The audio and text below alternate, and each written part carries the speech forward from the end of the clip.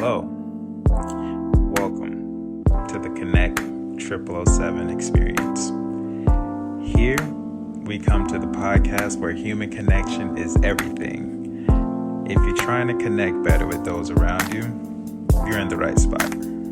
So please, sit back, relax, open your mind, and enjoy the experience.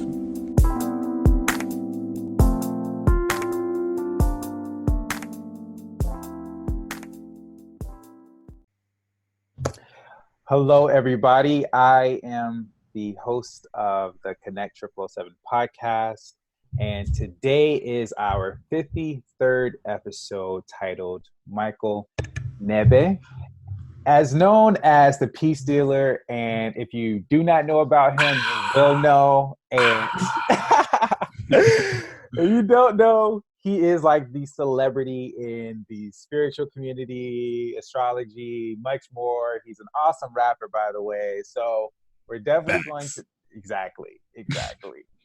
We're definitely going to dive more into him. But before we really start, as you guys know, I have to share a fun fact with you. There is no announcement for this episode, so there you go. But it's coming. It's coming. So the fun fact for this episode is the inventor of the Frisbee was cremated and made into a Frisbee after he died. Walter Frederick Morrison invented the Frisbee in 1948, which was originally called the Pluto Platter. And in 2010, at the age of 90, he died, and his family cremated him and turned his ashes into the Frisbee. Me personally, I am very curious to see what that Frisbee looks like. If it's possible that you can throw that and it won't break, or is that just odd? I don't know, but that is the fun fact, and we're going to dive right into this episode. So, life imitates art for real. Yeah, dude, that's interesting. That's very interesting when I seen that. And it was like, did you throw that? Like, hey, that's grandpa right over there. Like, I don't know. That I have. He would have wanted us to throw him. he would want us to have fun with him. Exactly. Like, but don't break him, guys. Don't break him. Oh man. But kind sir, do tell us about you, what you do, all the amazing things that you do, and how long you've been doing all of that. Tell us, bless us with you, kind sir. Thank you so much. And yes, I am very famous in the spiritual community.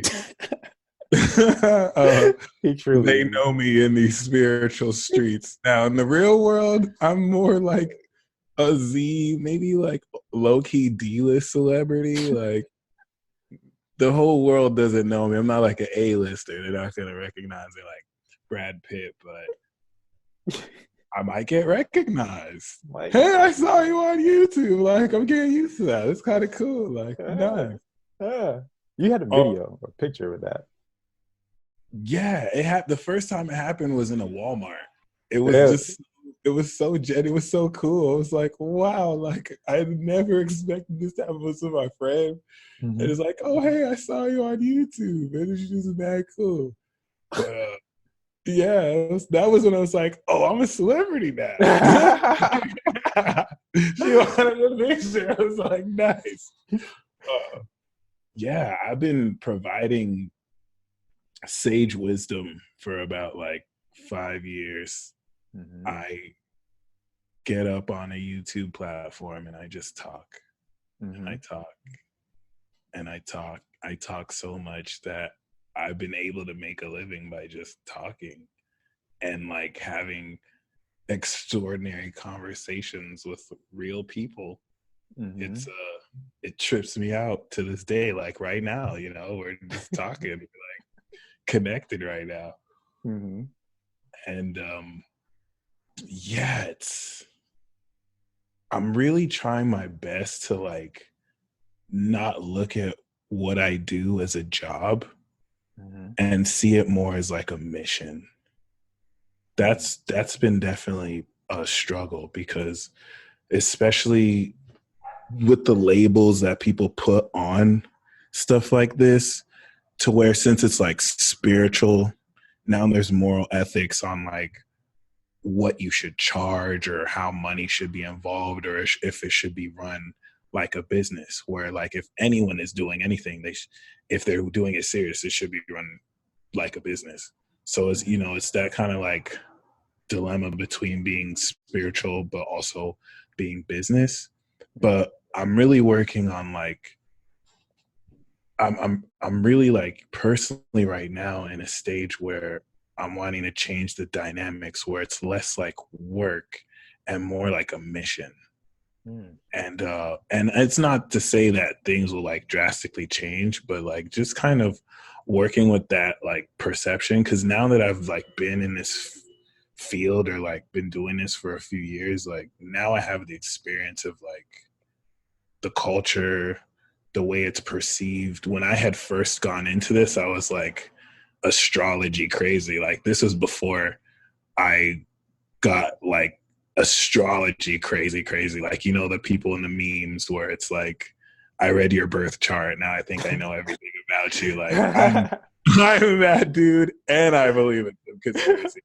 So like, I'm pretty out there if you let other people say it. So, you know, and I'm going through a Saturn return, but like, yeah, when it comes, so it's interesting that you ask that, because one struggle, especially if you're on this path, I guess, like some people can be life coaches, some people could be astrologers, some people could be tarot readers.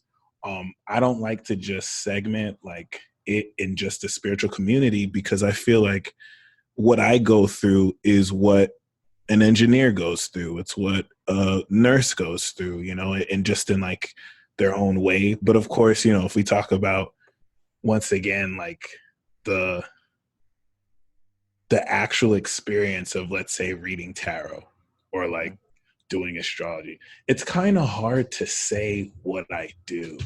And that's another thing that's really been like interesting as far as like how I get to define this now.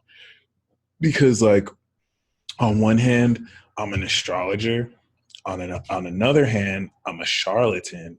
On another hand, I'm a con man. On another hand, I'm a pseudoscientist. Like, and thankfully I'm a Gemini, so I can wear all these masks. Like, oh my God. I wonder how this looks. Like, oh, that's what I am? All right, let's try this out. So it's like, you know, it's a really great opportunity to like show, I guess, the world what it means to be like an astrologer, or like I like to say a lightning sage in this path of like self-creativity. But thankfully, you know, the experience so far has humbled me, because it's now allowed me to deal with a lot of people. 4 years later, you know, I realized I've done like over 2,000 like reports, consultations, and that's like a lot of people that I've been able to talk to and like connect with, and just have like magical experiences, which personally for me is totally subjective, but like, you know, really at the same time, like really fascinating when you consider, first of all, the work ethic that goes into maintaining the integrity, and then second of all, realizing that you're doing this in a field that is predominantly known to scam people and to like really take advantage of people. So yeah, definitely in a position where, once again, like I want to take this more maturely and see how much of it I want to treat it like a job and more like a mission, and really flesh that mission out. But to really answer your question, like I do feel like I've been, while simultaneously finding my own sense of spirituality, like really helping to connect people and just speak my ideas and just kind of like play with thoughts and bring in astrology as a scientific method to discern in the best way I can with my limited consciousness what's occurring. For example, And it's really amazing, like seeing the reaction and the response, not just like the response from people, but like how it connects with some people and how you're able to like share in that experience. And equally, you know, people who are also skeptical against it, which I feel like now I'm at a place where I really want to focus a lot of my content towards the populace who's like really skeptical about this, to where I feel like I've mastered it to a level to where I can now really know enough of what I'm talking about to like defend it and like see what's wrong in the way I look at things and you know, grow better from that. But it's definitely been quite a humbling journey, once again, learning how I have to show up to other people and be very responsible. And like, yeah, I'm really grateful, super grateful. It's only still just beginning. Dang, dude. Yeah. Wow. You said a lot in that. That's awesome. Like, okay, so hone in on the part where you said how you had to show up to people. So, from someone who's new to astrology and what you're doing, so it's kind of like you have your own business, so to speak, you know, with all that you're doing, but it's a mission, like you said. So this is a completely different field of things. This isn't the typical, oh, you know, I do this or I do that, but astrology, other things, spirituality. In that field, how do you have to show up to other people? If that makes sense, like how do you have to present yourself? Spirituality, astrology, that's a great question. Technically, personally, these past few years, I can't really say that it has been my business because I haven't been running it under like an LLC or anything. I've just been using my social security, save like 1 year. But, and then of course, when I moved to Vegas, I got a license in order for me to like work in a physical store. I got a psychic arts business license. Or like a local license, so that I actually have a permit to be an independent contractor, and at least so it's legal for me to give people readings. Okay.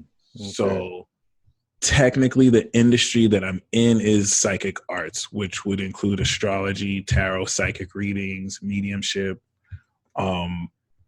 And it's a great question. Like, I personally feel how you show up for that is how you show up for anything serious in your life.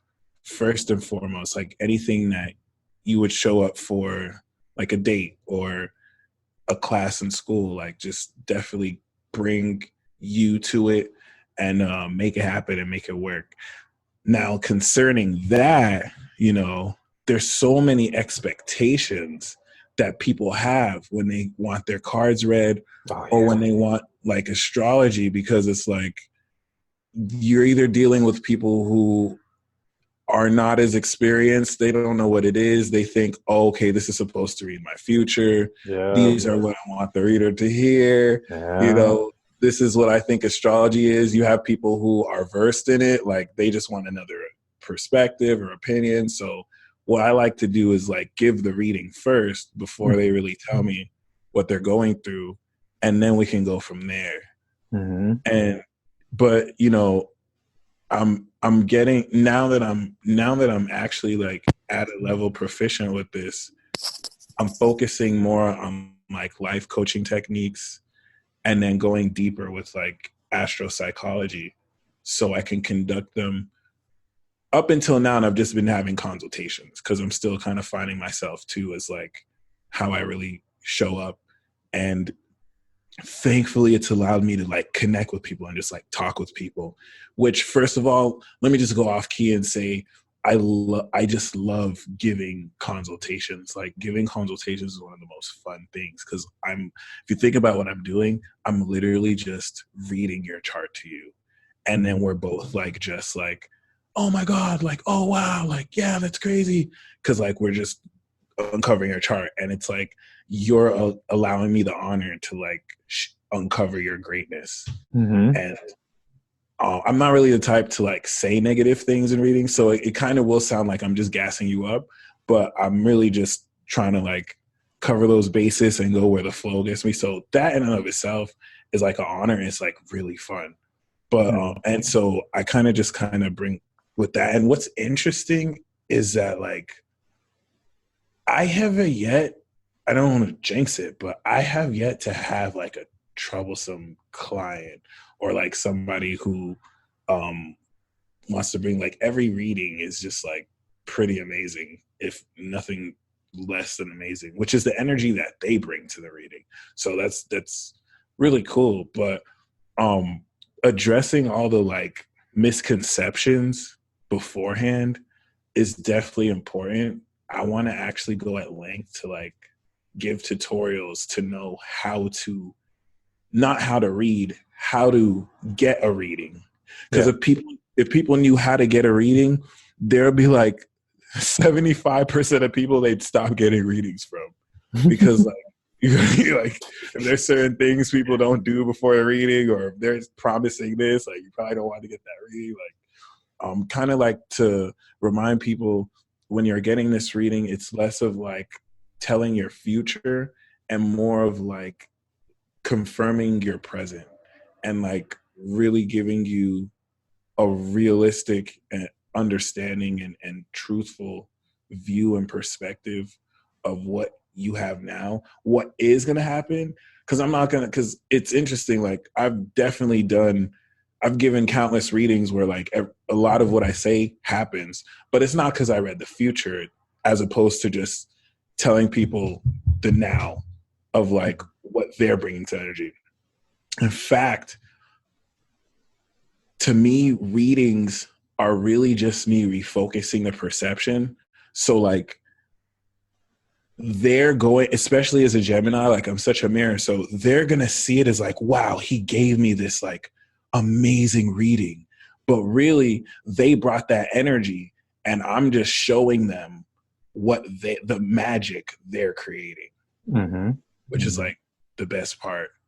So yeah, I mean, I want to answer your question a little bit more in depth, because it's a really good question. Like, how to show up to read like this really depends on your style.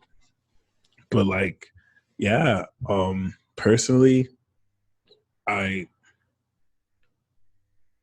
now, I like to just kind of purposefully wing it and just kind of show up fresh, so that the energy is organic and nothing is kind of like staged or like. But what I want to transition to is show up in definitely a more professional way, and more in a way where it's like clinic based, where I'm taking notes on the session, and then like I'm able to, okay, hey, you might need this crystal or that crystal, or just kind of like segue it more like it's a medical practice. Okay, that's pretty cool. It's interesting though, because it's like you have to give disclaimers about, oh, this is just for entertainment. Don't take this advice like over medical advice. So that is also something I wanted to like really get into as well, like the ethics behind that. I know it's good for protection because anyone can say whatever, but yeah.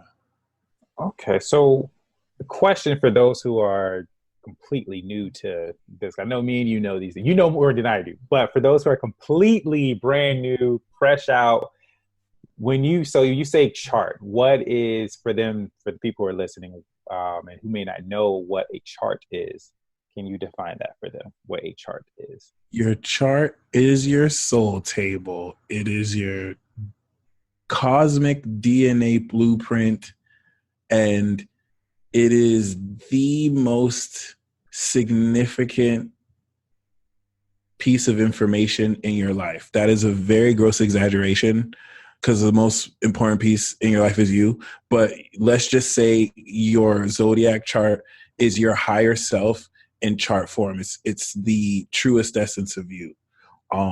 There's a lot of hyperbole in that, but what's very important to note about a birth chart is the reason it is accurate is not because if you're brand new to astrology and you don't know a single thing about astrology, then it's very understandable if you're confused, because people who don't know astrology are literally being fed disinformation about astrology. On one hand, it deters them from wanting to get to know their birth chart, because why should they care about, their birth chart? Like, they're being told that their sign has changed, that the zodiac is based off of the constellations, and the precession of the equinox shifts the sign. So you're not even your sign.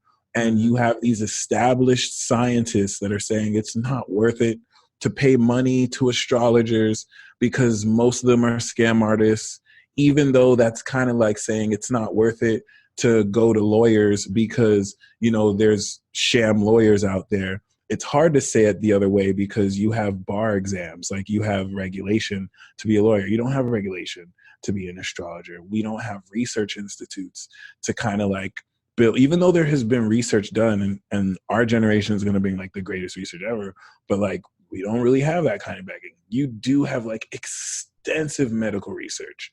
You have extensive law research. So considering it as an industry and having it be like regarded as a science for any serious astrologer out there, like, congratulations, you're part of very revolutionary, radical times.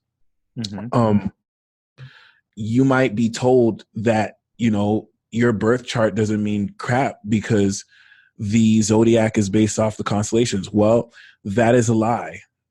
Astrology, there's a version of astrology called sidereal astrology that is based off the constellations, and it's a great system to use if you're like discerning astrology of like space, like a place outside of this geocentric area or geoterrestrial organism or Earth, my bad. And like if you want to look into the astrology of an age or a generation, then you can take that into consideration. But when you're talking about the astrology of you, the reason why, it does seem that the correlation of the planets and how they fall in your chart affects the causality is because your zodiac chart is based off of the sun's ecliptic and the celestial equator of the earth. So let's talk facts, because in order for something to be a science, it has to be consistent, it has to be testable, it has to be observable, it has to be predictable, and it has to be tentative. So we know that every day the sun travels around the ecliptic. The sun creates a path through space called the ecliptic. And this is the space through which the sun travels.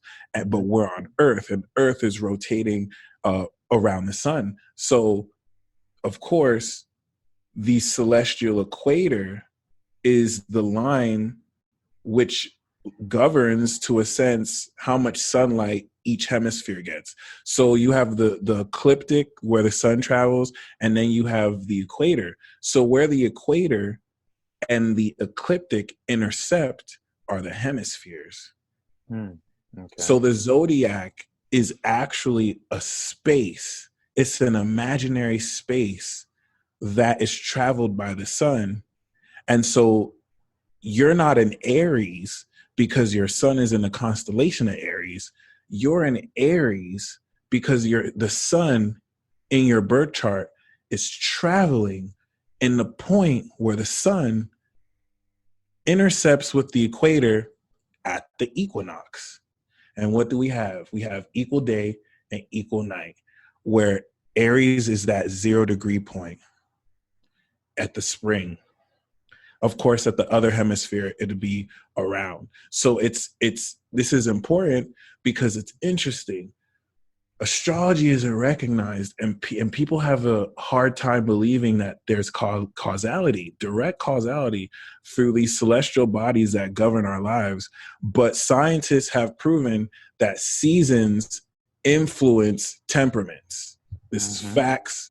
The seasons do influence your mood and your personality. So the sun every day is going to travel 1 degree based on a 360 degree angle, how it goes through the seasons. And it goes like, I want to say 90 degrees each season. And this is how the sun each year revolves in our view from the earth. So first, so this is important because what makes the astrological like angles, or sorry, what makes astrology like meaningful and legit are the angles. Astrology is really just mathematics. It's really just like geometry. You're calculating angles between aspects and planets and deriving the meaning, not really even because of some like mystical idea, which the mythology helps because it gives a feel to the energy. But you can break it down bare bones to where, okay, we know the moon is transiting 180 degrees from the sun. It's an opposition. We know based off of that, you know, that opposition is going to be a full moon, where, of course, if we interject now the meaning of what opposition between sun and moon is based on yourself on earth, you're dealing in a cycle where you're releasing the whatever the awareness of the sun brought in. And then you can, of course, plug and play with the meaning of different planets. So if we're going to go back into the chart, the astrology chart is your cosmic blueprint of where, when you were born, the planets were. This is the fascinating part, because based off of where you were born, that defining feature, of course, progresses because you never stay the same. So there's a progression chart where you can see how much it's grown, but defining features of your spirit, and then, of course, the planets. So the zodiac signs represent the spaces that, of course, the sun maps out. And we know this is consistent because every day, we know every day the sun rises, the sun sets. The sun will always rise, the sun will always set.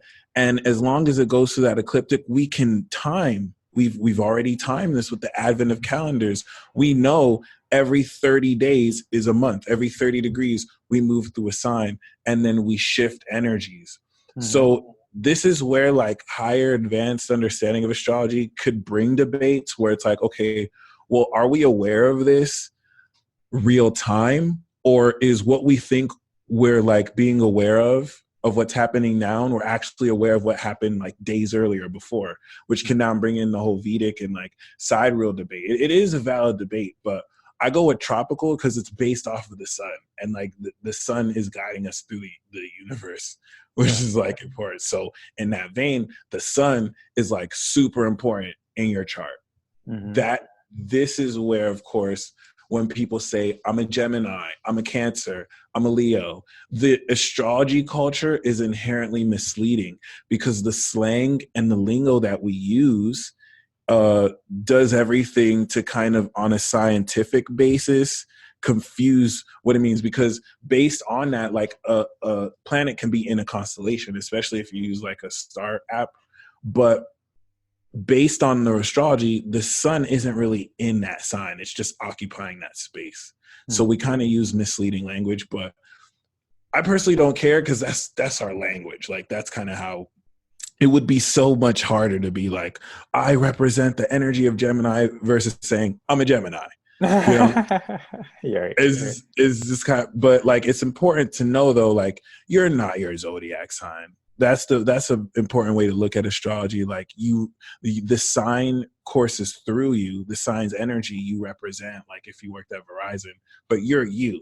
Like you of course have all these 12 states of consciousness. I'm not going to limit it to 12, but of course, as astrology represents the sun moving through these 12 mansions of existence, and coming around in cycles, you know, it definitely, and that's why, by the way, a fucus is not a 13th sign, because a fucus is a constellation, but it's not a part of that mathematical 360 zodiac, which is what makes astrology a science. It's literally just the language to understand the patterns of the planets.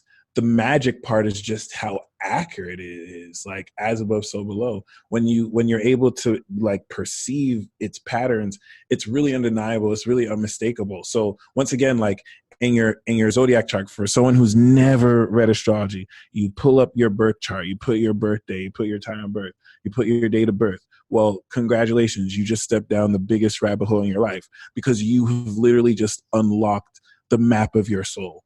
You've unlocked information that can not only tell you what you're doing today, but you can accurately to the T map out what's going to happen. You can have a good understanding of like what the next few years are going to be like for you. Now, as far as accuracy, there might be certain things that you're totally off about. Like you can have an understanding of certain trends, kind of like a meteorologist, because people don't look at a meteorologist and say, wow, he's psychic.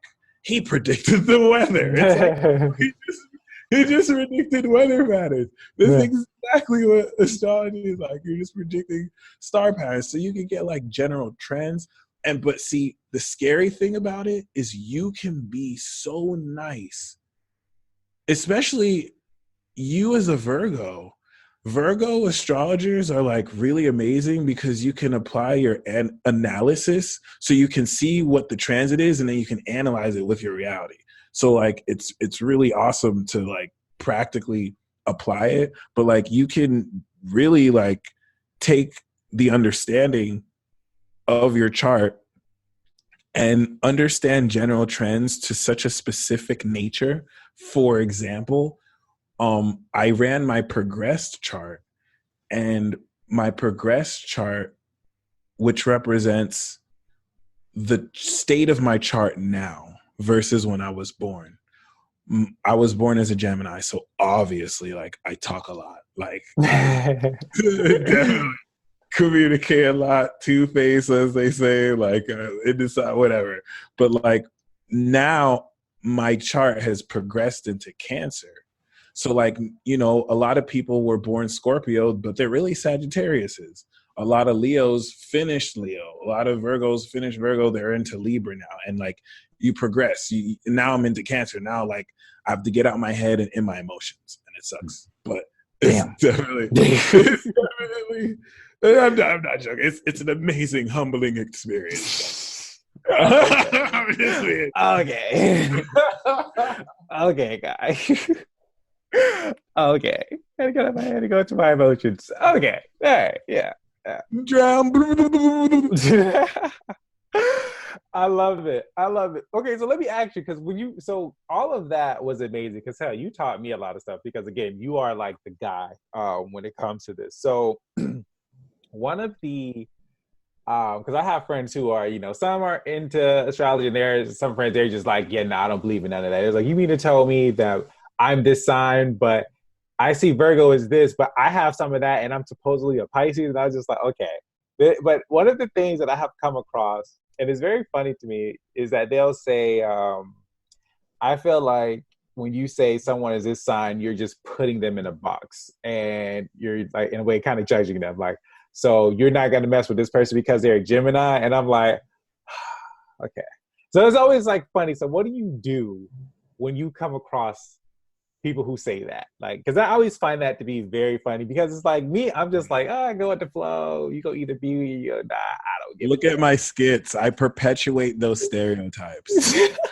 That's true. When people are like, oh, I can't date a Gemini, I'm like, you're wise. Like, you know how you're going to do it. Like, you show you these patterns for a reason. But oh my God. Nah, like, I feel you. It's, I remember back when I started doing this too, one very kind lady kind of talked to me about that. It's like, she was low-key trying to say, like, just make sure you never, like, see people as just their sign. Like, am I just a Scorpio to you, or am I me? And if I'm going to be 100% honest, no, you're getting put in that box.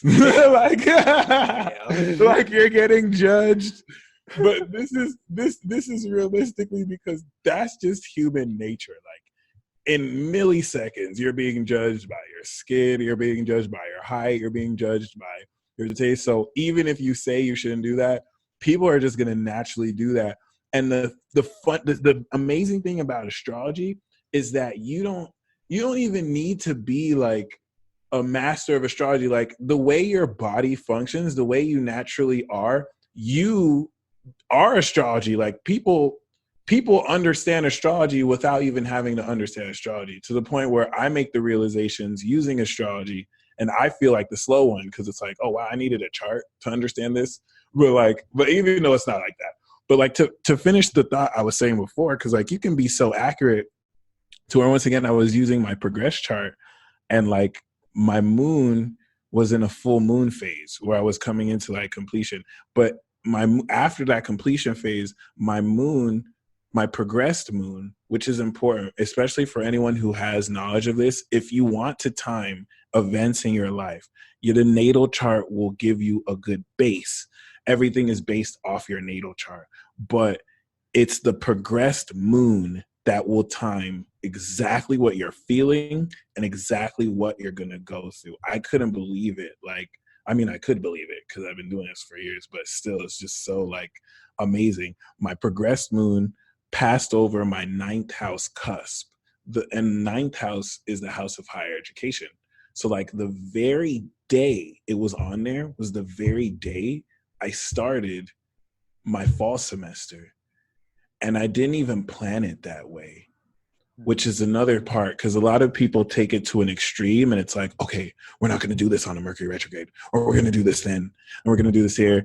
The magic of astrology is really more just like, once again, going with the flow, especially when it comes to like judging other people, like allowing people's energy to rub you off the wrong way, or experiencing people's energy and then reflecting after on what the astrology of it was. I'm not saying that you can do both, but I would want to answer the question and say like, yeah, you shouldn't judge people. You shouldn't just put people in a box, because you shouldn't, because you're not your zodiac sign, you're you. And every single energy in the zodiac sign is within you. It represents a function. The fire signs represent your heart and spirit. So everyone has a heart. The water signs represent your soul. Mm-hmm. Everyone has emotions. The air signs represent your mind. Everyone has a mind. The earth signs represent your body. But some people are more focused in some areas. Some people have more fire sign energy, so they're more heartfelt. Some people are like pure Gemini. They're pure Cancer. They just like feel or communicate. So everyone's different. And that's the coolest part about astrology. Everyone's different. Everyone's cosmic blueprint is different. And you can look in your zodiac chart to unlock your power, to unlock the keys. You can literally look in your chart and see like the worst, quote unquote, worst parts, or the parts of greatest trouble, and then make it like your strength. Yeah. It depends on how committed you are to like, studying your chart. Because it's something that on the surface looks like it would take a lot of study. But if it's like your life and you're constantly incorporating this language into your life, it flows so fluently. Mm-hmm. Like it's really dope. It's literally like learning a language. And that's really more, of course, see, I feel like that's biased though, because I'm a Gemini and we're all about communication. And I'm sure there's like so many different, you can see astrology like a song or an art, but I like to see it as a language. Like if you knew you were speaking that language, kind of like how math is the language of science. If you're speaking the language of the planets, the zodiac signs are more like the flavor and the planets are more the function. So it's Mars that's going to influence you to take action. Or rather, I like to say the planets don't really influence you as much as you decide to let them influence you or influence them directly.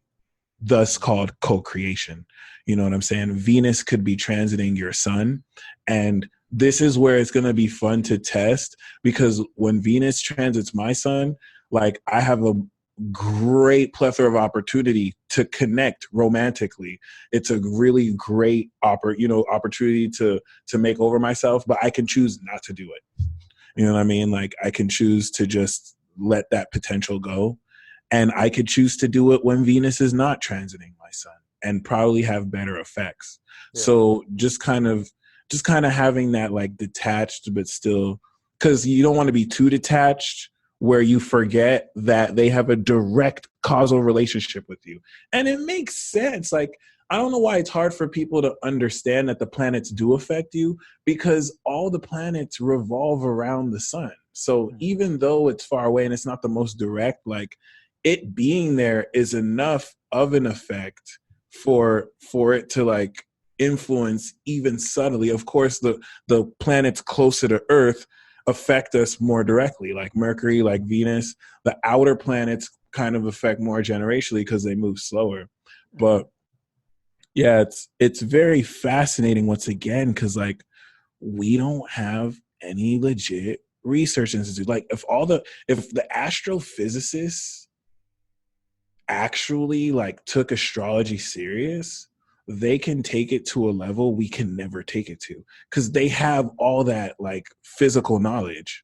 Yeah. So astrology is really like it's not really a religion. You don't believe in astrology. You believe in astrology like you believe in physics. It's not really like you can utilize astrology in your religious path.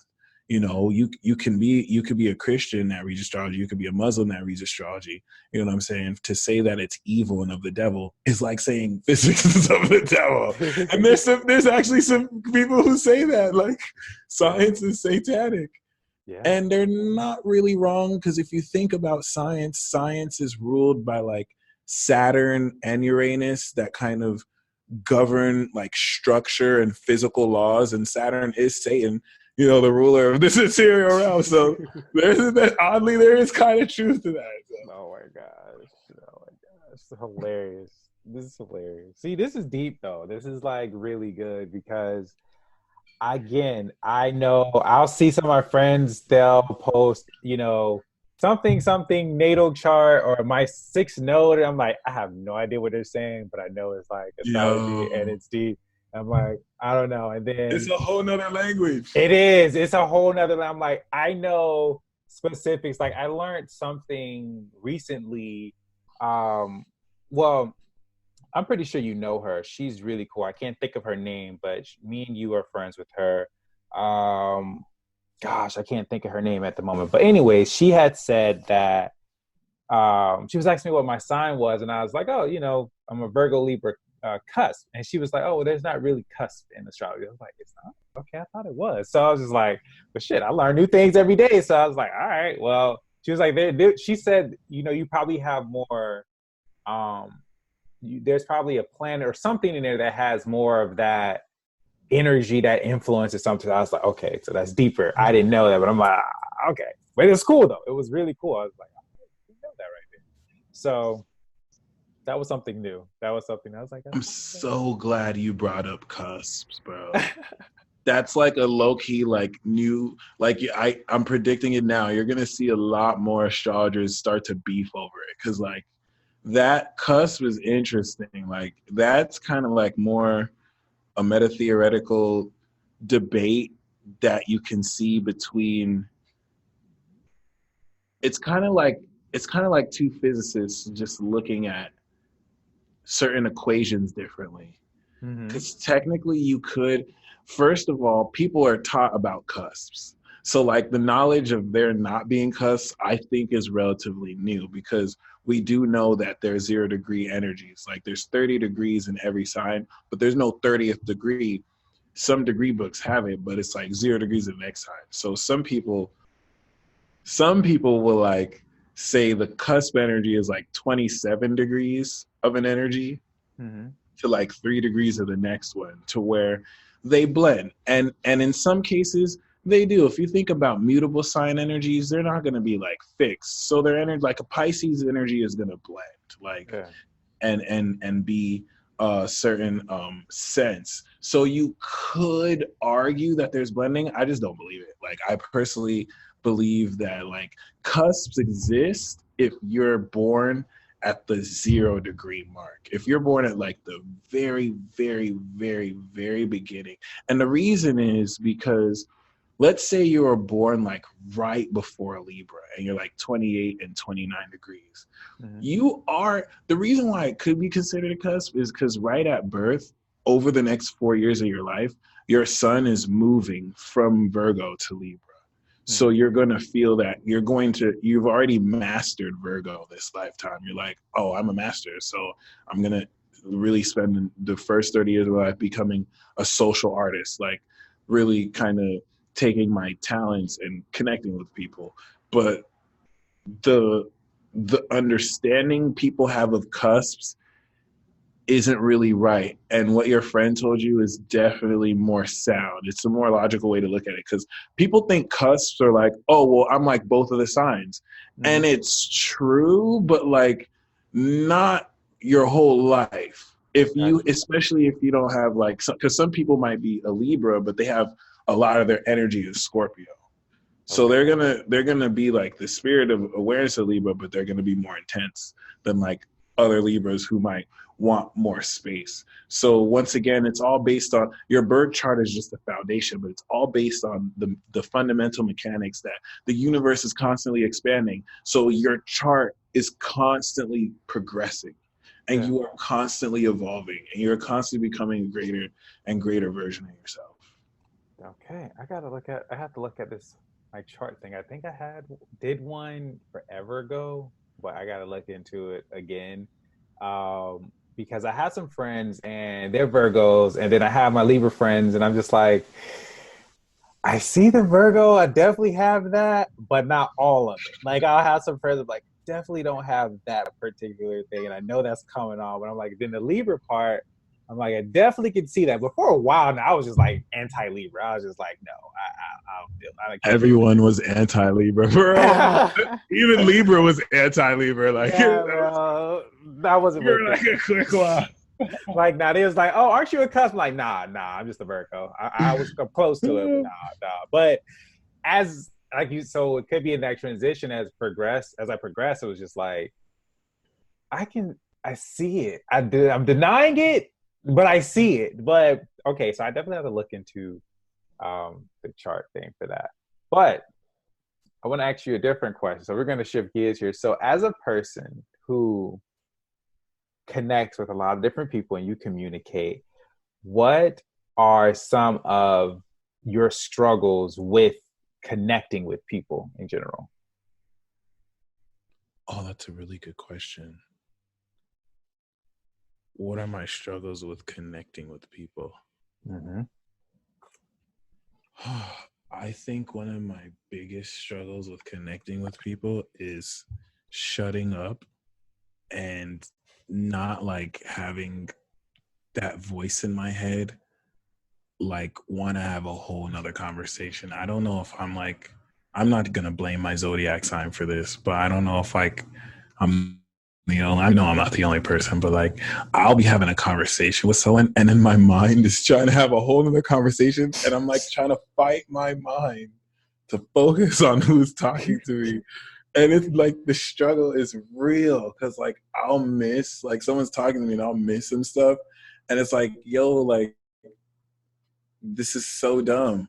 But so I'm really just like wanting to be funny, but if I'm gonna be honest with myself, like a lack of attention, kind of birthed from pseudo listening, but like really just not paying attention has definitely gotten in the way of connecting. I think also really loving to be a hermit and getting used to like staying in a lot, so I'm not really aware of some social cues, or at this point even care. This doesn't necessarily get too much in the way. I don't want to paint the picture that I don't enjoy connecting with people, but hopefully they don't enjoy connecting with me. But yeah, I would also say personally,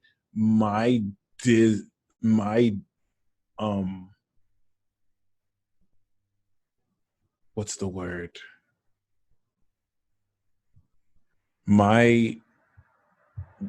I'm struggling for the word, but like my, not inability, but like I'm finding it difficult to like not get emotional, but like share intimately, which I feel gets in the way, because sometimes you have like heartfelt moments, but I like to stay so like airy and like civil about things. So that kind of works for people who are like that too. But I feel like that can get in the way because I don't tune in with my feelings, then I can't tune in with other people's feelings because I'm not even connected with myself. So that I've found has really been difficult in breaking through, but it's a daily thing. And I mean, I can be proactive with it. Shoot. Also, kind of like,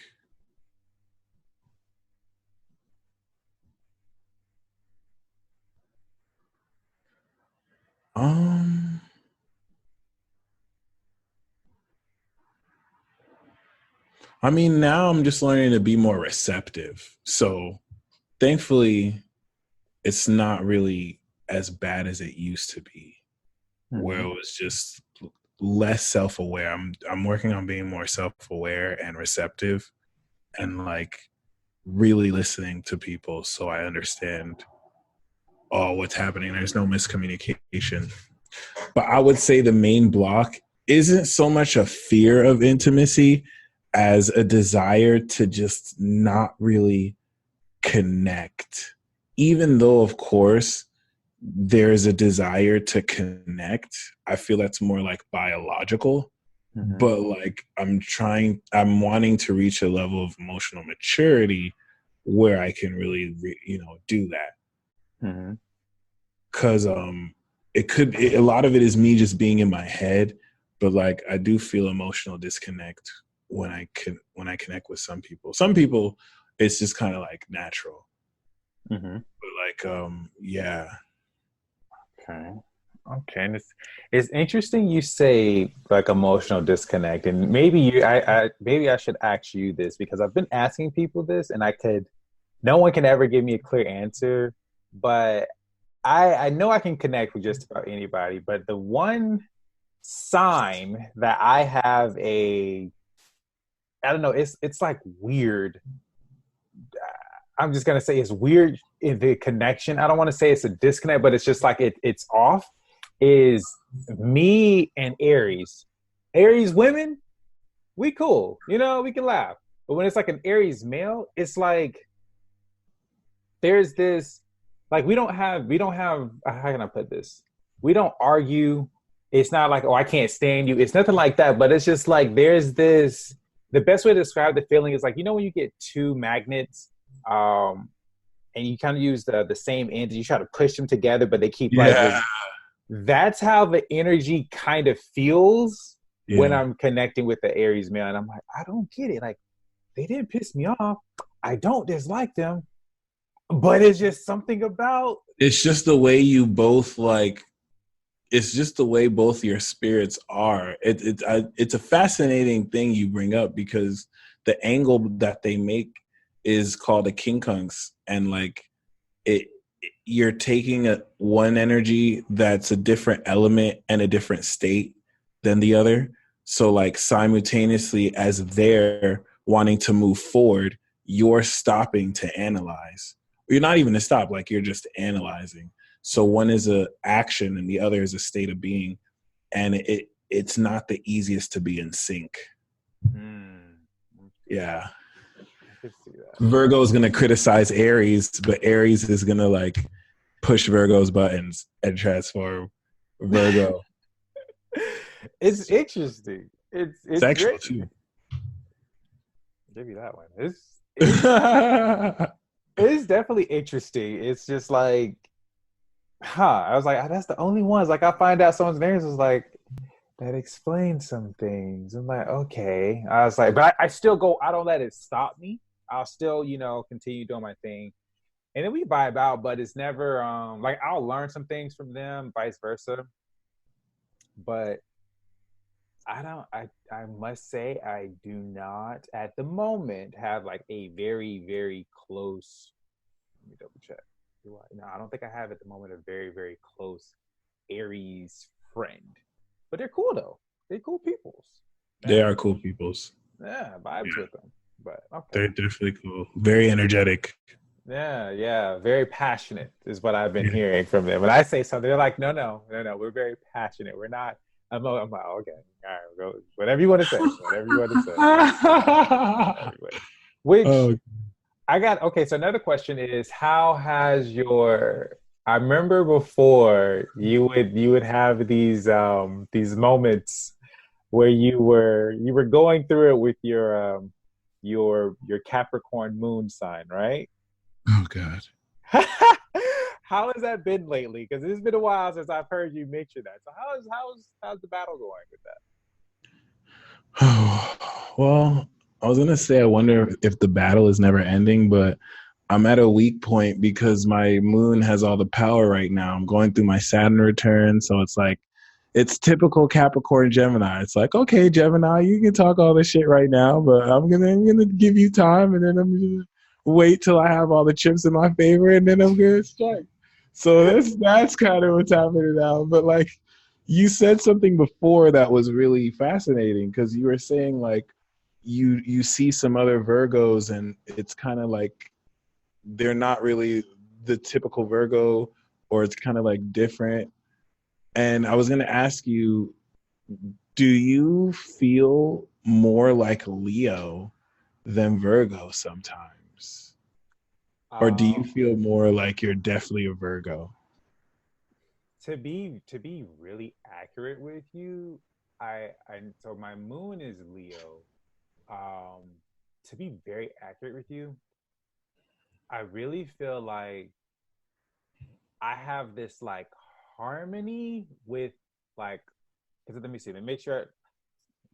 So I got the Virgo, then I have the Leo, and I think my rising is a Cancer, so that's like water sign. So it's just like I feel like I have this harmony with them where depending on what I'm doing, they come into effect when I need it, and they come in like in this harmonious way. So like I can be Virgo and analyze, and I need the details for sure. But I can be Leo, where it's okay, I need to get this shit done, or okay, we need to do this. I need to move this here, blah blah blah. But they all come in like a simple example is if I'm about to do something like podcast related, and I need to talk with different people. I know, okay, boom, they taking long. All right, let me hit them up. Hey, are you doing so and so and so? Because I've already written it down. And at the same time, they're telling me, okay, blah, blah, yeah, we're gonna have this ready here. Wrote it down. Okay, boom, got it set. This is gonna be done first. So it's like they all come in together, and then it just works. But that's hard. I don't. I really can't say I'm very Virgo because it's just like it comes when it needs it. The Leo comes when it needs it, and yeah, yeah, you know more about the risings, but I feel like definitely, I know with the whole Cancer thing, I can be like standoffish, like okay, I don't know you, but like you know, okay, I read and blah blah blah. So I feel like it's a harmonious thing. I don't know, did that answer the question? Yeah, actually, it actually does because yes, it actually does because like it's starting to really confirm a theory. Sometimes uh, people can like discern astrology too fixed, like, oh, you're a Virgo, so it's going to be this. Oh, this is in your chart, something like that. So you proved very much so that you helped me understand the nature of the energy plays through, especially how you said balance. Because like I notice people who have Libra energy, like the way they interact with their chart is very balanced. Like they have a certain amount of planets in this side and a certain amount of planets in another sign, or the way they work. So it's cool how as a mutable sign that's like ever changing, you're able to like incorporate different aspects of your being, whereas like fixed signs will keep that more dominant energy and then play off on the others. So you're really helping me confirm like everyone's different. Like some people are going to resonate with their moon sign like so much more than their sun because it rules their chart. Some people are going to resonate more with their sun sign. But I was asking because like that's really something I'm wanting to research more, like the relationship between your sun and your moon. Because I I've seen myself so much as a Gemini, right? I've seen myself as not even having to fit into the stereotypes, but like adopting the qualities, seeing them in my nature. And now I'm starting to realize the more I like become myself, like when I think of myself as a whole being, really, really now tapping into the moon. And once again, for people who have no idea what astrology or a birth chart is, yet, you know, the reason why you're going to be different than other signs, the reason why you're going to be with someone of your same sign and they're totally different is their moon sign. The moon sign is like the flavor of your sun. Mm-hmm. Like you have Coca-Cola, which is a company, or rather you have, like, let's say there are different Geminis, or let's say there are different Cancers. That will be like Doritos. But there's like different flavors of Doritos. You have Cool Ranch, you have, you know, Salsa Verde, and that's like different moon signs, which is like your soul. Let's say that's like the adjective, and then your sun is the noun. And like it really gives you the different flavor, which can drastically change the nature of a sign, because then you can take the usual qualities of a sign, but because you have energy in other signs that it clashes with, it can drastically change the nature of how that sign is. So to answer your question, like, you know, having a Capricorn moon, thankfully, because Capricorn is more mature than Gemini, kind of surrendering to it and like tapping more into it aids me during my maturation process, but still making sure I don't lose the essence of me and like be so rigid that I don't, you know, talk incessantly just because I can, or, you know, share the truth. Of course, when it comes to how they work together, the difficult part of it is, you watch Naruto. You've seen Naruto. Of course. So you remember when he had to learn Sage mode, right? And it's like he had to sit still, right? Mm-hmm.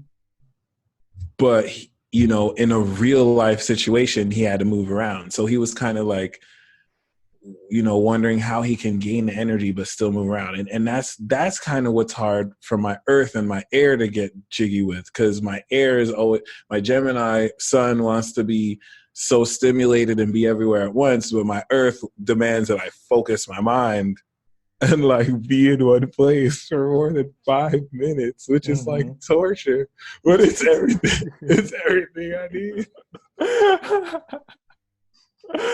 Oh my gosh.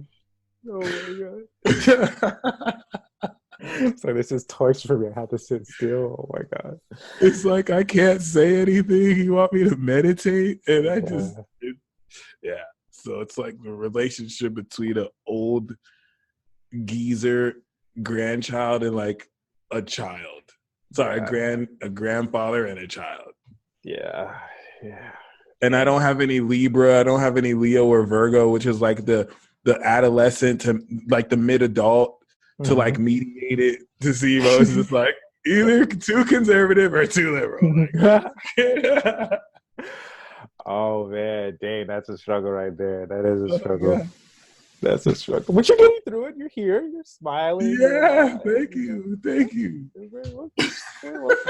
You're doing it quite well. Oh man, I remember that. He was like, I'm going through it with my Capricorn. And I was like, oh, that's right, he is a Gemini. Oh, okay. And then I remember you was like, I have no, like what you just said, I have no other signs in between. I was like, ooh, okay, yeah, that's interesting. Yeah. But so let me ask you, and you don't have to answer this, but so how has your energy been these past few weeks? And I ask because this is nothing new to you, but it's just like certain people, I can sense them and I can just like feel different things and stuff like that. And when I text you the first time, because I was just like, I literally think I just said, I was like, yeah, you were in my mind. And I just like, I don't know why. I just feel like I'm just going to tell you, I don't know what's the purpose. And we talked, he was like, hey, we should talk on the podcast and stuff like that. And so I was feeling your energy and stuff because, like, I guess as we talk, like, you're like, okay, the energies are kind of like connected at the moment because you're both focused. And I was like, interesting. Like, his energy is like, it's going through something, but I'm not the type to like, you know, go through stuff. I'm always like, I respect people's privacy, but I'll feel it, but I don't like, oh, what's in here? You know what I mean? So what has your energy been like, or going through, or experiencing like these past few weeks? Only because, like I said, I've been sensing it, and I was curious. But again, you don't have to answer if you don't want to. So No, I think it's an important question because, especially once again, like when you do text me, it's like such a good timing. It's almost like a refresher sometimes, and like I'll be so deep into it, I have no idea like the outside perspective, or like, you know, sometimes what's really happening, which once again is really difficult because I'm learning to like tap into my feelings. So like people will ask me how I feel and I really don't know what to say, and it sounds like I'm just being like guarded. mm-hmm. But it's like sometimes I really don't know how to like word or make sense of it or say it in a way that makes sense. But yeah, I've been feeling like I've been dying inside and I feel incredible. It's like it's kind of like surfacing all the emotions I've been suppressing and like the aspects of myself I haven't dealt with, and just like having to deal with it like back to back to back. A lot of habits being exposed, Mm-hmm. and seeing my really dealing with my patterns in a way to where I have to deal with almost kind of Groundhog Day because by choice, right? But it's a whole lot of things because it's definitely a lot to be grateful for too. Like one thing I don't give myself credit for is how I'm progressing through it. But I'm so glad you said that you could pick up that I'm going through something, because I think I underestimated the energy shift that I'm going through. Mm-hmm. Big time. And I think a lot of it is because I don't have, and it's not even a bad thing, but I don't have like the full awareness to comprehend the process. So a lot of me is just kind of like not really going with the flow as much as like feeling my way through it. Mm-hmm. But also like embracing new possibilities, and mostly like finding finding ingenious or genuine solutions to common problems, Mm-hmm. and just focusing on like different ways to see the situation. Mm-hmm. I would say the most thing though is traveling through the inner realms of my soul. I played myself. Like I didn't do the meditational work that I was supposed to do. I guess like I just never meditate, and I'm too stubborn to admit I kind of should have probably done that. But like, yeah, because now I'm really understanding how meditation can bring you to those deeper realms. But yeah, I've just been wanting to do it. Like I've just been wanting to yell Shazam and like a thunderbolt hits me, Mm-hmm. and in some like magical cave. So yeah, that's where I've really been like heavy into occult mysticism, and really even understanding what that means without it being just vague and mysterious, and just really like still exploring that. Mm-hmm. Dang. Okay, then. See, this is good. That's powerful, because that whole process, I feel like, some of us, we come through it here and there. We come through this, like, it's you correct me if I'm wrong. Please correct me if I'm wrong. It's like going through a thing. This made me think of your album, but it's like a death, not album, but death and rebirth like phase. It's Yeah. like you're in this but it's with transformation and change and revelation. Like you're going through this and you're going through that. And to be honest with you, I think why I sensed you as well is because I personally was going through that myself. I think when I was messaging you, because I felt like, I feel like, yeah, I was like, I feel like feel like me and Michael are going through the same thing, but I'm not sure. So I could believe it. I could totally believe it. yeah, it was, and I Dumb think, luck. you know what?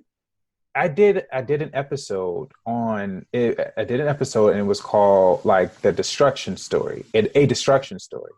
And that episode, I'm actually looking to make sure because that was my what episode was that? Not the 48th, 49th. Yes, it was the 49th episode. So that would have to be, this is the 53rd. That would have to be what? Almost, that was July 2nd. So yeah, that's like when I did that. But I feel like to say that because I just feel like, in that whole process, a lot of things are being revealed.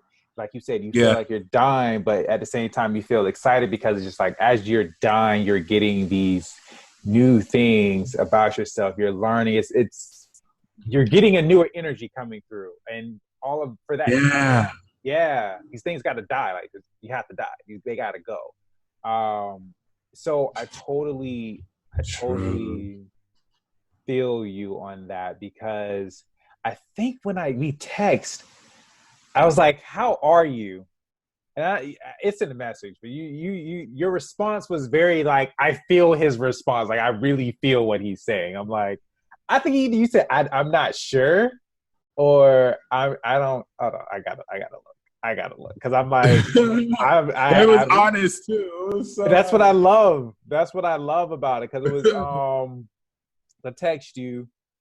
Yes, I said, "How have you been though?" And he was like, I wondered that myself to be honest. But you was like, I thought I'd read the whole thing. I don't need to know all that. But just when you said that, I was like, oh my gosh, I feel him because I have been through that scenario. Like when you were saying earlier with your, when people ask you how you are, and it's like you don't really know or how to say it. And it's just like, I relate to you because I went through a process where my sister, she asked me how was I, and I was just like, to be honest, I don't really know. And for me that was kind of weird. I'm thinking, am I emotionally drained? Is there I really didn't know. And I was like, that's not a bad thing, I don't think, but to be honest with you, I really just don't know what I'm feeling. So when you were saying that, it's like I relate to you, but just you know in this whole thing right now, because I feel like people go through this and they don't really understand. They just feel like, oh, like, what the hell is going on? So you're right in the middle of this process. So if you don't mind, like, what are like one or two things that is being revealed to you that has to die within you, and something that you have to gain, if you don't mind answering that? Oh no, great question. Such a great question because I feel like now I finally realize. But I definitely have to get rid of my addiction to being addicted. Just like not even to a substance or a person, just like the habit of just being addicted. Mm-hmm. And I have to get rid of that and just bring in self control and just be consistent and do what I know I have to do. So practically, like I'm going to stop consumption of, let's say, smoke, and instead replace it with like meditation. Okay, understood. Um, but just more so like moderation, like instead of just, and that's just as an example, like take down the frequency Right. and replace whatever I'm taking down with something that'll help. Now the reason why that's been difficult for me is because even though like plainly practically like that's going to like positively like change my life, for example, Yeah. and I'm doing it, like I'm definitely in the process of transitioning. There is also another part of me that is kind of like, I don't really need to do all that, and I'm kind of seeing it at a different angle that I can kind of incorporate some stuff that I've never done before, but I'm just not sure how. But as far as the root, well, and that's not true because it's coming into formulation. Like I'm coming into new ideas. But like, yeah, I would definitely say like it has a lot more to do, I guess, with my lifestyle. Like, especially this year, I'm pushing myself to not be so much of a hermit and to go out at least like 3 days a week and force myself to see a show. There's so many places in Vegas I haven't gone to, so I'm just gonna go there just to go there, just to say I've been there, and I can break it all down every weekend. I might even vlog it. I didn't even think about that. That might be corny, but I might even vlog it. I don't know if I could do. I don't know how much. If I, well, we'll see. We'll see how that works. But like, definitely just to do it. Definitely just do it. That way, I'm going out more active. Because I definitely my thing is I just want more energy in my life, but I'm not being active, so that's why. So I was be more active, generate chakra, and just like run on the water because I molded the chakra in my feet right. Right. Got to do Area 51. Oh my gosh. Not Area 51. Oh my gosh. These Area 51 memes are ridiculous this week. How you. Huh? We got what? No, I was just saying that's how. No, I'm gonna remember what I'm gonna say. But continue. What were you about to say? Because that's how you know the culture is just starving for some bullshit to trend. Like it's just a drought out here. Like people just want to trend. It's so crazy, dude. Like.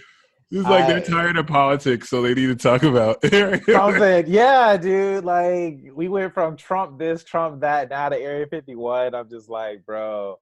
And it's becoming a trend now that we're going from, oh, we're going to storm Area 51 to now everybody mix that with, we finna clap some alien cheeks when we get there. I'm just like, so what? We finna go from human vagina to alien vagina? Like, this is what we're doing? I'm like, okay. I can't. So now it's Area 51 with pictures of them clapping cheeks. And it's just old picture where I think Men in Black where Will was carrying the little alien baby. And there's like, this is how my baby gonna look, right? All of this. I'm like, oh my gosh. The Jiren ones are crazy. Yes. Like, oh my gosh, you guys need help.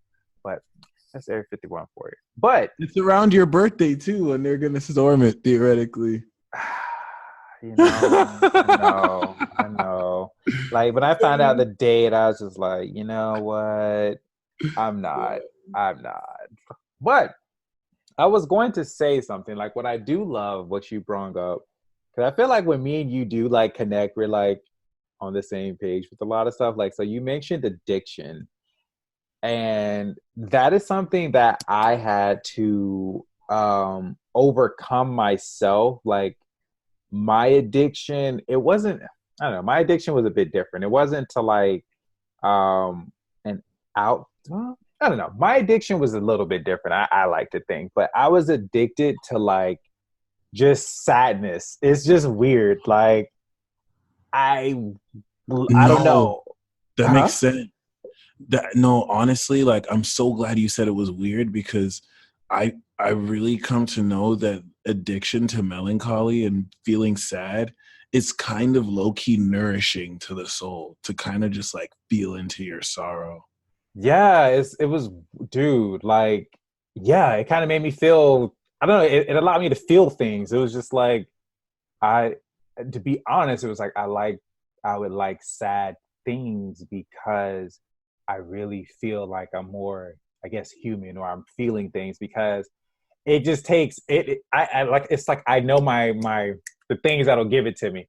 Let me play some Janae Aiko and don't move nothing. I'm gonna feel it. You know, I'll go there, or I'll listen to some sad, like chill step music, or some type of something that's gonna give me that. The ultimate sad music, Adele. All of that, all of that crazy. I was just like, and I would get in that, and it's just like I could get out of it, but it's just like, no, I want to do this. And sometimes I will feel good, but it's just like I haven't felt sad in a while, so I kind of want to listen to something. That's real. That's so interesting too. Yeah, dude. But I had to, in meditation though. I had to break that actually. So it was just like, yeah, nah, you got to stop this. It's like, okay, I feel you. Like, you mean like overdoing it, like just staying there? Oh no, I just had to like stop it completely because yeah, dude, it's something, but I had to do it. Like it doesn't bother me now. Like, wow, I can listen to some music and I'm like, okay, and whatnot. Like there are certain things I would like listen to on repeat. Like my number one song was, I think, Nobody, by Janae Aiko. I'm like, yeah, that'll put me there. But it's different now. It's like I can listen to it, but it is, I guess, some neurons, they kind of. Oh, of course I play Kingdom Hearts. I love Kingdom Hearts. Word. Like, that's the first thing I thought of when you said that. Oh, I love it. I still play that. I'll find the happiness and joy. Like, oh, they're connected. The song. I was like, oh, I haven't played 3 yet. Oh, so good. It's so good, dude. Is it better than 2 and 1? I will say this. As far as the fighting and action, hell yes. Ooh. I think, the fighting and action is ridiculous. Like that shit is insane. Oh. It's insane. Like it's gonna take you some time to like master some of that stuff. But I want to say, I think this isn't a negative, but I guess this is I'm gonna say maybe a maturity type of thing. It's weird, is that we waited so long, but now that we're older, it kind of hasn't hit as hard when we were younger. That's but it's so true. Yeah, but it's like we need this completion in our life type of thing. Yeah, because it's the third. Yeah. So it's good. You cannot play the third. Exactly. Yeah. So that's the only thing I will say with it. Besides that, no. I see what you mean. Yeah. Does it feel more like a chore than like, oh my God, Well, no, you said the gameplay was ridiculous. So. Yeah, the gameplay is ridiculous. Definitely is not a chore. Yeah, you can. There are some people I know who blaze through that damn game in less than 5 days or some shit like that. Like they did not go nowhere. But it's ridiculous. Nice. I loved it. Yeah, dude. But it's just a little bit different. Like, when you were younger, you didn't know as much as you know now. Blah blah blah. Yeah. You didn't have as many responsibilities. Yeah. Kind of stuff. Yeah. But it's good for sure. No, I have no negativities with it. It definitely. Oh no, continue. What are you gonna say? It definitely what? No, I was gonna say it definitely has some moments where it is emotional as heck. Like, I don't want to ruin it for you, but definitely play it. Oh, good to know. Yeah, no, good to know. Like, I'm a storyline dude for sure, so I'm always trying to like see what themes they put in. But I haven't been playing video games. I want to force myself to play video games again, and I don't even mean it in like the, oh, I'm too old to play video games, like I'm too mature. Like, I realized I'm playing myself because like I used to really, the way I used to love it as a kid, like I want to bring that back and like let my inner child like push it. And I've started to feel like there's a spiritual element to video games where like if I start a game and I don't finish the level, like I could be stuck there. It could be something I'm stuck in my life until I finish the level, and then like my life progresses forward in a way, even if it's just minor, like I finished the game. But like, yeah, I'm really pushing myself to finish what I have. Like I have Pokemon Moon for my 3DS. I haven't even opened it. Like I bought that like 2 years ago. Dang. Like I just, my time, and that's really, to answer your question, addiction, but really poor time management. Like my time management is trash. It's not like so bad, but it's like bad. I feel like if I could get my time management right, my quote unquote addictions wouldn't even really be seen as addictions. Mm-hmm. It's just this like, it's just like caring enough to like get certain stuff right. But at the same time though, it's not like the train is off the rails. So it's like I'm going in like a base state, but I want to go full gear. I want to go full throttle. So we gotta make changes. Yeah, I feel you on that. Okay, that's what's up. Wow, you made a very interesting like awareness check right there. Like it may not be this, it could be okay. That's what's up, dude. That's what's up. That's what's up. So, okay, question that I was going to ask was, you mentioned before, like with your chart, you can see when things are like time limits or moments for these things. So, what do you feel? So I guess it's a two-part question. How long do you think your transformation, what you're experiencing now, is going to last? And then two, what do you think is the ultimate? When I say result, I don't mean the fixed thing on it because we change, but what do you think is the okay? I went through all of this because of this. So what do you think that is, like the result? Fascinating question. Fascinating question. So the frightening thing about astrology is it's just stupid accurate. Like you can time it. It's timed in such a way that I question the universe now. I'm like, how is it timed so synchronized? Because when you get to understand certain transits, and once again, that's why I wish like certain astrophysicists or like people at that level of science could read it, because they would be able to grasp like advanced delineations of the chart like instantly and take it to a higher level. That's where like my limited awareness doesn't limit me. It just gives me a lot more. And when I say limited awareness, I don't mean so as like an excuse or a bad thing. It's like a double-edged sword, Gemini, right? But like personally, you look at Saturn and Jupiter. So what I'm going through has intensified, and that's the best thing about astrology. It's based off of cycles. So it's not really something that you can just make your bitch and like, oh, I want this to happen on this day. It's really tuning into the cycle of transits and knowing that something that starts never really ends. It always comes back around, and it's really just more areas of development and focus. So the planet Jupiter has been developing my self-expression, and I've seen that as like the energy that really helps me freestyle, for example. Even though every planet is involved, we can say Jupiter has been like the fuel or the expansion of me leveling up each year, because Jupiter goes through a sign each year. So because I'm a Taurus rising, and the Taurus rising is so close to Gemini, when Jupiter was in Taurus, that was when my quote unquote like awakening began, or my enlightenment period. This is when I started to be enlightened to who I was.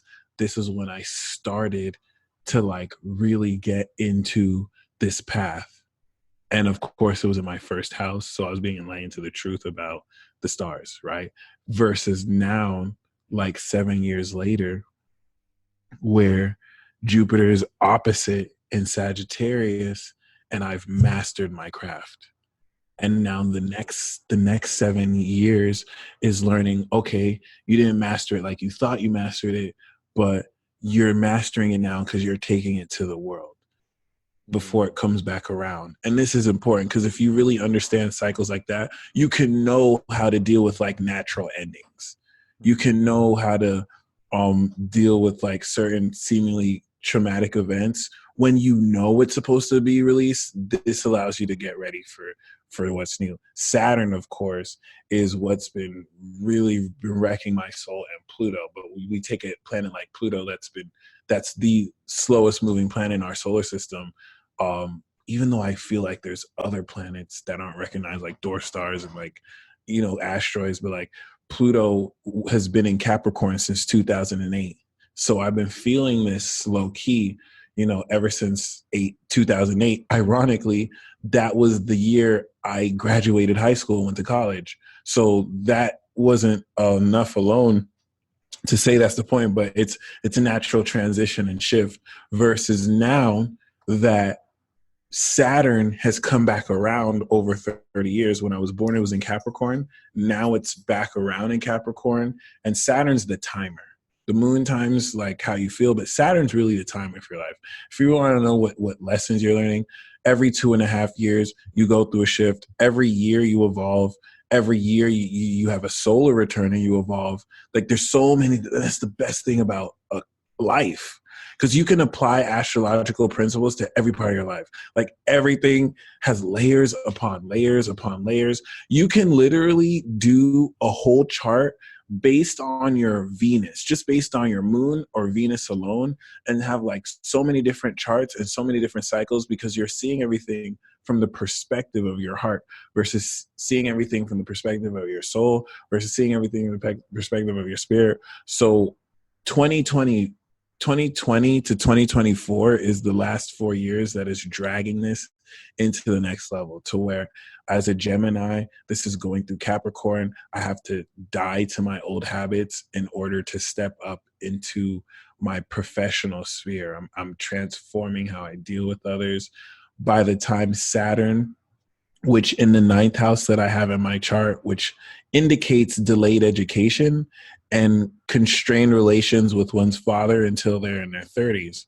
I haven't really developed a real relationship with my dad because of certain circumstances until now that we're starting to talk a bit more. And also, I've been in college for like a while.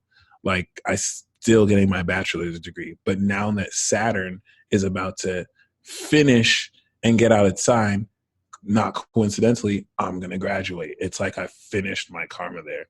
Now, that doesn't mean that I couldn't have like graduated before. I could have escaped my fate and like, you know, did the work and graduated before, even though the delayed effect would still be there, but I didn't. Because fate always wins out in the end. But regardless, I feel it too. I feel it wrap it up.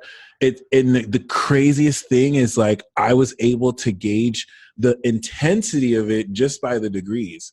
Like Saturn now close to the 20 degrees, it feels so much more intense. The energy in the air, what I'm going through. Some of this is, of course, my subjective perception, but a lot of this is also, you know, shared in other people's perception versus before when it was at earlier degrees and I was just personally learning like the lesson. So it's about to complete by 2021.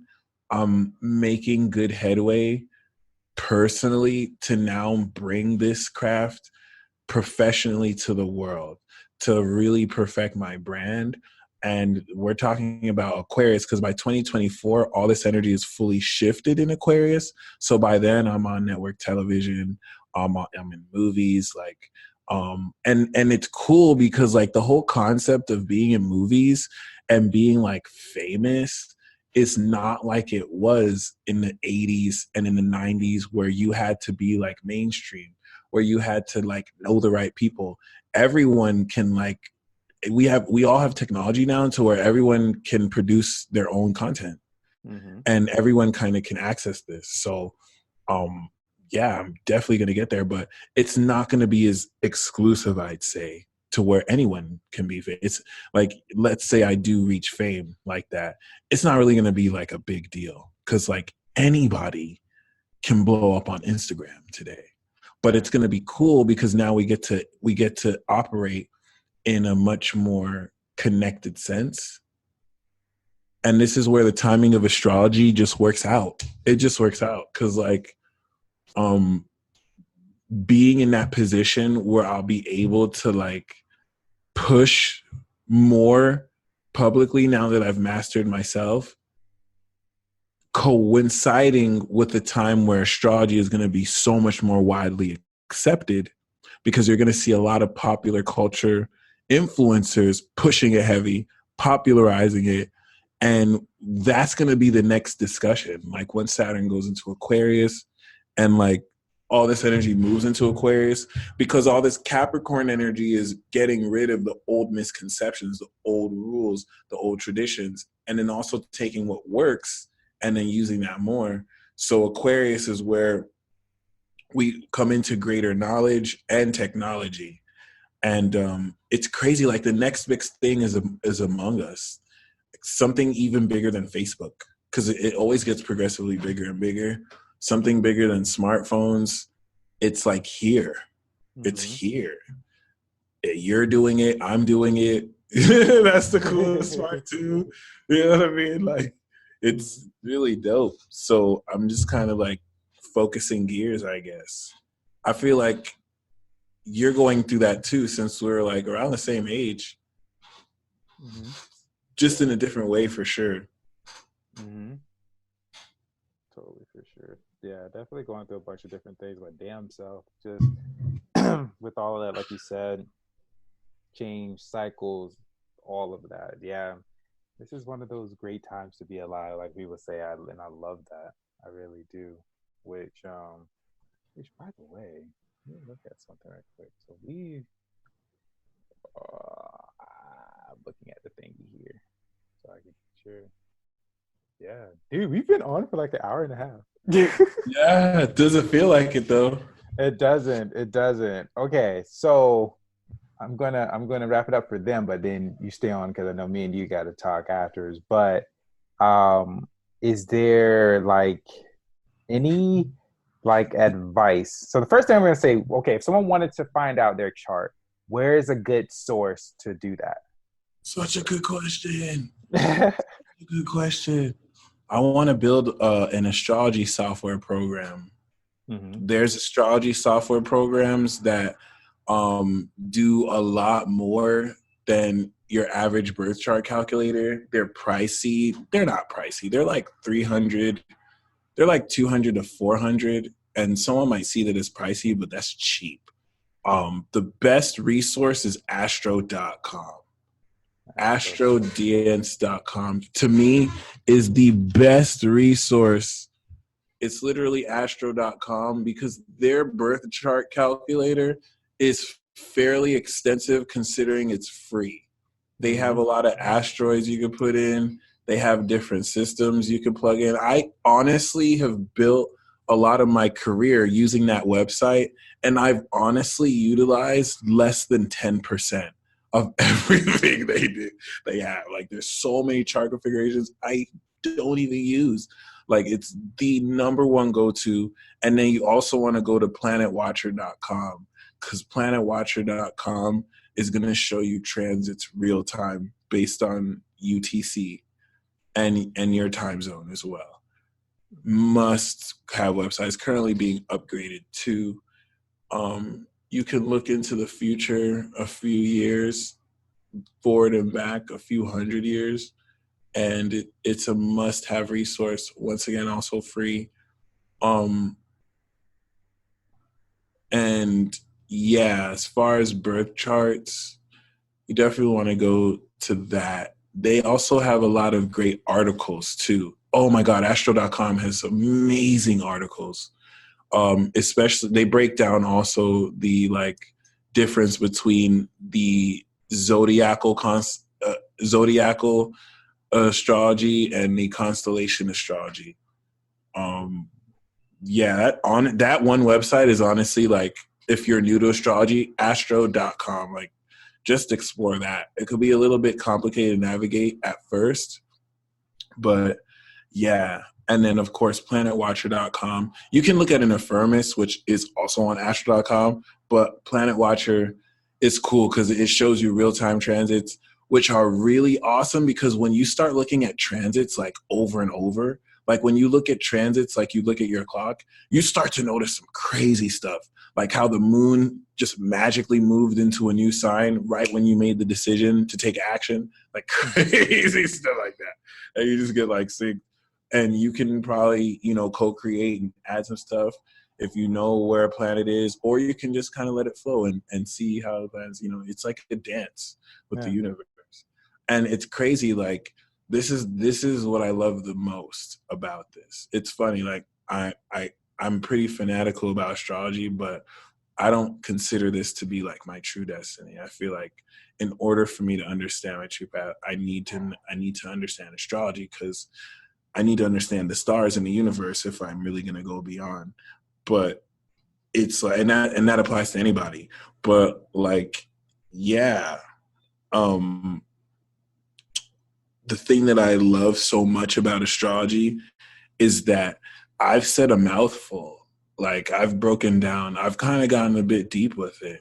And like, I've still personally barely scratched the surface. Like, my knowledge of astrology is still like so limited. Like, it's still really, it's crazy. It's crazy. Like, there's so much that I've been, like, everything I've done so far is on a basic level too. Like, I never really touched the astrology of like star systems, like the path the sun goes. Like, it goes so much deeper. Damn.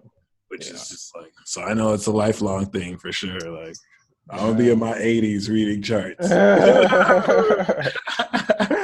I feels. Okay. Well, okay, so for them, so I'm ending it for them, but any advice or tips you would give for those who are new to astrology, like they want to learn or whatnot, what, you know, all the other stuff with all that you do, what tips or advice that you would give them? That's a great question. So like, astrology might not be for you. Astrology might be for you because some people really love personality profiling. Some people like that. Some people, you might need an astrologer.